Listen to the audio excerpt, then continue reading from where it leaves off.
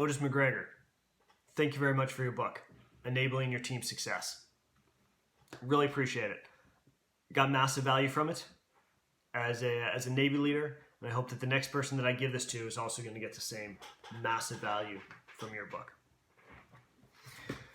So when somebody wants to learn leadership, there's two ways to do it, two basic ways to do it. One way is you can learn leadership through doctrine. And in the military, we've got our field manual 622 for leadership.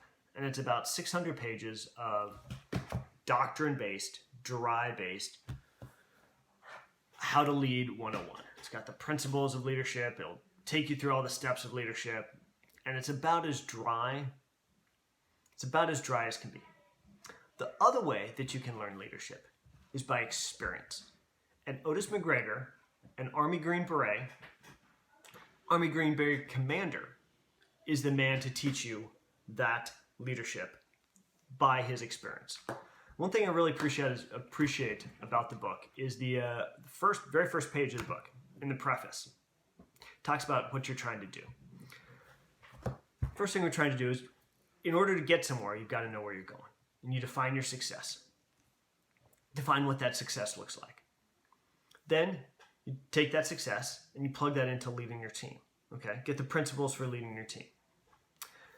Then, after you've done that, once you've been successful, you turn around and you give that credit back to your team. And I really appreciate him calling that out in probably the first pages, if not the first paragraph of the book.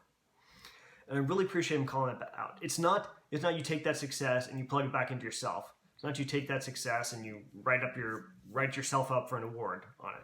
No, you take that success, you plug that back into your team, which just makes them want to work even harder for you and then want to do even better for you, resulting in more and more and more success for you and for your team. Okay. The chapter that I got the most value out of, I think it was on page 40, page 42. It talked about guidelines, threshold, and intent. And often whenever a leader gives direction, they always have to give, in the Navy we call it, your rudder limits. So we want you to go down this path. Don't go any farther to the right, don't go any farther to the left, but you've got latitude on what you do in the middle. Your rudder limits. Don't go farther left in this way, don't go farther right in this way. I'm sure the Army, they've got a similar term.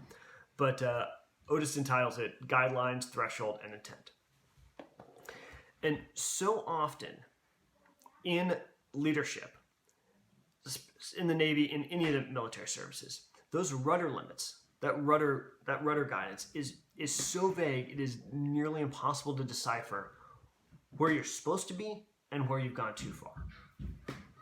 And Otis has a whole chapter on that and gives you some great pointers on it. And at the end of the chapter, he talks about the best guidelines, threshold, and intent he's ever gotten. It wasn't a fluffy paragraph. It wasn't a 5-line order. It wasn't military ease wording. It was I think before he was getting off to go to, I think it was Kosovo or Afghanistan. It was one of his many deployments. The general came up to him and he said, McGregor, fix things. Don't make anything worse. Do you have any questions? And as he reports, that was the best guidelines, best guideline, threshold, and intent that he's ever received. So it's a great book, real easy read. I think it's probably less than 100 pages, 80, 87, 89 pages. Great book. Certainly recommend it on any leader's bookshelf.